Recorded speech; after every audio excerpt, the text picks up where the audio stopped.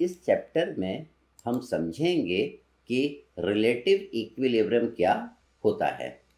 तो देखिए यहाँ पे आपको दो कंटेनर दिए हुए हैं जिसके अंदर की लिक्विड आपका भरा हुआ है। हम इस लिक्विड को रिलेटिव इक्विलिब्रियम में कब कहेंगे? देखिए हम इस लिक्विड को रिलेटिव इक्विलिब्रियम में तब कहेंगे if the fluid remain at rest relative to container.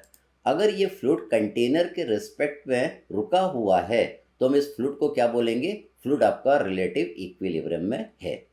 हो सकता है कि ये कंटेनर आपका चले, कंटेनर चलेगा तो ये फ्लूइड भी आपका इसके साथ चलेगा, तो फ्लूइड का रिलेटिव मोशन इस कंटेनर के रिस्पेक्ट में नहीं होगा। तब हम क्या बोलेंगे कि ये फ्लूइड आपका रिलेटिव इक्विलिब्रियम में है with respect to this container. अब देखिए और क्या कंडीशन होनी चाहिए? If there is no relative motion of the particles of the fluid and therefore no shear stress. तो देखिए यहाँ पे फ्लूइड भरा हुआ है, यहाँ पे फ्लूइड के आपको पार्टिकल दिए हुए हैं, तो इन पार्टिकल के बीच में रिलेटिव मोशन नहीं होना चाहिए। अगर इन दोनों के बीच में रिलेटिव मोशन नहीं है तो इन दोनों के बीच में वेलोसिटी ग्रेडियंट कितना हो जाएगा? ज़ीरो हो जाएगा। अगर इनके बीच में वेलोसिटी ग्रेडियंट जीरो है तो शियर स्ट्रेस कितना आ जाएगा? ज़ीरो आ जाएगा। हमने न्यूटन लॉ ऑफ विस्कोसिटी पढ़ा है जिसमें हमने देखा था tau equal to mu into D U by D Y. तो अगर D U by D Y की वैल्यू ज़ीरो हो जाएगी, अगर इनके बीच में रिलेटिव मोशन जीरो हो जाएगा तो शियर स्ट्रेस की वैल्यू कितनी आ जाएगी? ज़ीरो हो जाएगी। The fluid is said to be in relative equilibrium if the fluid pressure being everywhere normal to the surface on which it acts. देखिए यहाँ पे तीन सरफेस आपको नज़र आ रहे हैं।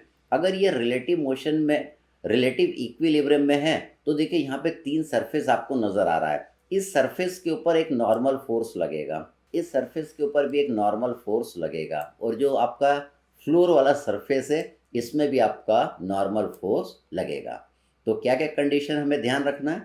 The fluid is said to be in relative equilibrium if the fluid remains at rest relative to container. Container के respect में फ्लूइड आपका रुका हुआ होना चाहिए।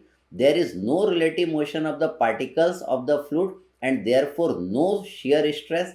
अगर देखिए फ्लूइड के पार्टिकल में रिलेटिव मोशन नहीं होगा तो वेलोसिटी ग्रेडियंट कितना होगा? ज़ीरो होगा, तो शियर स्ट्रेस आपका जीरो होगा। अगर रिलेटिव इक्विलिब्रियम में है तो इन वॉल के ऊपर फ्लूइड क्या करेगा? एक नॉर्मल फोर्स लगाएगा इस तरीके से। तो ये नॉर्मल फोर्स निकालना हमने हाइड्रोस्टैटिक प्रेशर फोर्स में निकालना सीखा था कि इसमें नॉर्मल फोर्स कितना लगेगा और कहाँ पे लगेगा।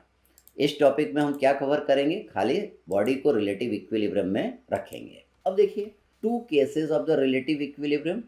पहले केस में लीनियर ट्रांसलेशन होगा बॉडी का, मतलब बॉडी का मूवमेंट कैसा होगा? लीनियर होगा। लीनियर में भी पहले हम हॉरिजॉन्टल मूवमेंट देखेंगे बॉडी का, फिर वर्टिकल मूवमेंट देखेंगे, फिर बॉडी का इंक्लाइंड मूवमेंट देखेंगे। अगले उसमें हम बॉडी रोटेशनल मोशन हो रहा है बॉडी के अंदर, तो उस केस में भी हम रिलेटिव इक्विलिब्रियम को कंसिडर करके उसमें प्रेशर फोर्स निकालना ये सब हम सीखेंगे।